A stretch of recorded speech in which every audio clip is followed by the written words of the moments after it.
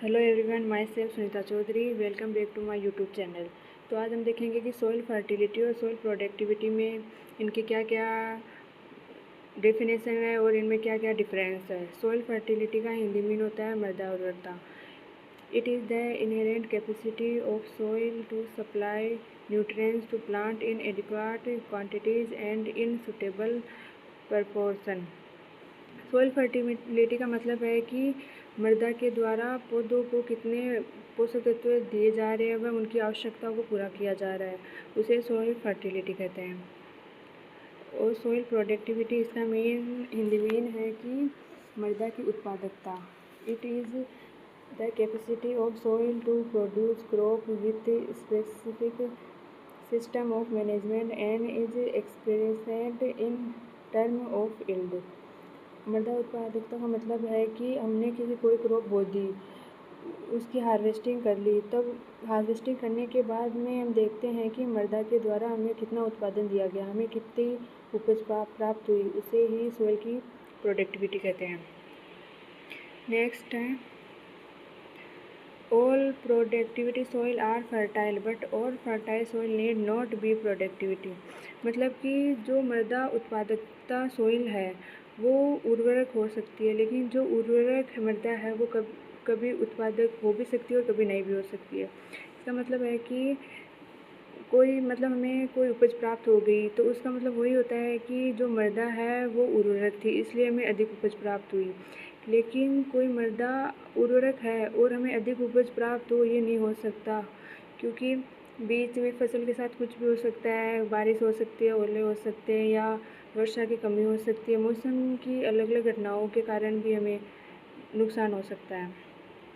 It may be due to some problems such as waterlogging, saline, alkaline condition, adverse climate.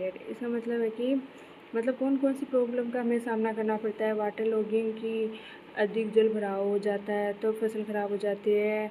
सालिन नमक जमा हो जाता है, क्षारीय मृदा हो जाती है, अलग अलग क्लाइमेट चेंज हो जाता है।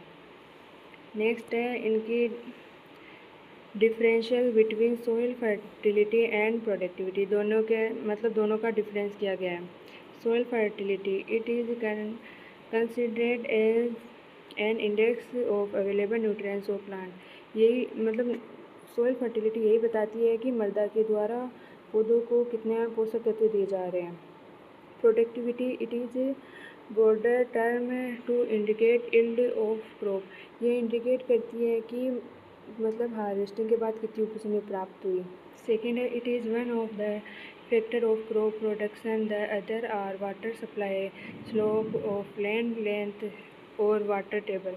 मतलब कि सॉइल जो फर्टिलिटी है वो किस किस प्रकार से चेंज हो सकती है, कि वो वाटर की वजह से चेंज हो सकती है, सॉइल की वजह से चेंज हो सकती है। It is interaction of all factors that determine the magnitude of yield. इसमें अलग अलग फैक्टर जिम्मेदार होते हैं कि फसल अगर अच्छी जा रही है या नहीं जा रही। तो थर्ड है it can be analysed in lab. जो सॉइल फर्टिलिटी है सॉइल का सैंपल लेके उन्हें हम लैब में ले जाके देख सकते हैं कि कौन सी मृदा है, उसमें कौन से पोषक तत्व की अधिकता है, कौन से पोषक तत्व की कमी है। It can be assessed in the field under particular climate condition. और जो सॉइल प्रोडक्टिविटी है उनको उनके क्लाइमेट कंडीशन के अनुसार ही पता लगाया जाता है। फोर्थ है it is the potential status of soil to produce crop. कोई सॉइल के द्वारा कोई उत्पादन मिल रहा है तो उसका सीधा सीधा फर्स्ट यही होता है कि वह मृदा उर्वरक है या नहीं है। It is the resultant various factor management practices. इसके अंदर प्रोडक्टिविटी को बढ़ाने के लिए हमें मैनेजमेंट प्रैक्टिसेज करनी होती है। Factor of good soil management the interaction of growth enhancing factor that make a soil productivity is referred to as soil quality। अगर उसकी जो उत्पादकता है तो वो सीधे सीधे निर्भर करती है कि सॉइल की क्वालिटी कैसी है। The maintenance of restoration of soil quality is highly dependent on organic matter and can of beneficial microbes and micro organism that it supported. मतलब जो हमारी मृदा है वो सीधा डिपेंड करती है एक तो कार्बनिक पदार्थ पे, और मृदा में कौन से हानिकारक सूक्ष्म जीव उपस्थित है उस पर निर्भर करती है। Proper and regular addition of organic amendment like animal manure and crop residues can effectively offset many of these degradative process। जो हमारी मृदा है उसमें हम कौन कौन सी चीज़ें डालनी चाहिए कि जो फसल के अवशेष बचते हैं उसको मिला देना चाहिए, जो एनिमल की जो अफवाह है उसको मिला देना चाहिए।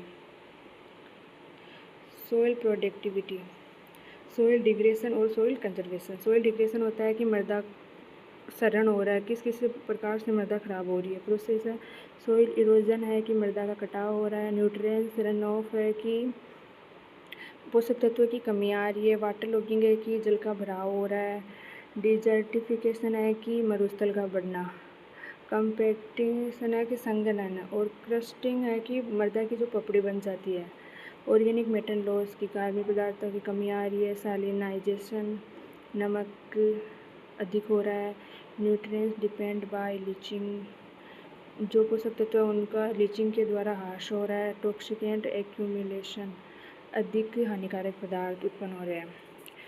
कंजर्वेशन की प्रैक्टिसेस क्या है? कंजर्वेशन ऑफ टिलेज मतलब भूपरिष्करण करना चाहिए। क्रॉप रोटेशन, फसल चक्र अपनाना चाहिए।